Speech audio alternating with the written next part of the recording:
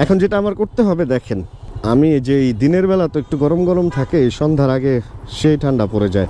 এই কারণে একটা উইন্ড ব্রেকার, এগুলা light weight wind breaker always এরকম ব্যাগে রাখি। আর এই উইন্ড ব্রেকারটা নেওয়া হয়েছিল হচ্ছে মোটো স্টার থেকে, চাইলে আপনারাও নিতে পারেন। এটা ভার্সন 2 না 1 আমার ঠিক খেয়াল নাই, মেবি 1। এটা একটু মানে বাতাস টাতাস ঢুকে না, তো এটা পরে রোদেও কিছুটা শান্তি পাওয়া যায়।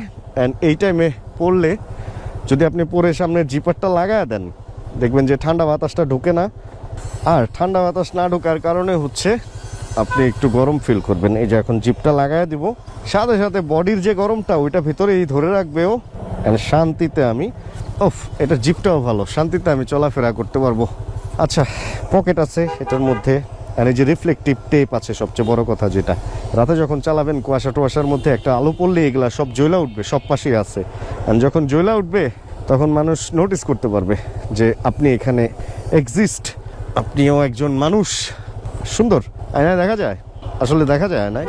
দেখো আমি উইন্ড ব্রেকার পরেছি, এই যে এইটা। হা এই গরম ফিল হইতেছে, এখনই গরম লাগা শুরু হয়েছে। আর একটু ঠান্ডা পড়লে পরা উচিত ছিল। যাই হোক, ব্যাপার না, একটু জিপারটা হালকা খুলে রাখি, তাহলে বাতাস ঢুকবে এন্ড ভেতরের গরমটা বের হয়ে যাবে।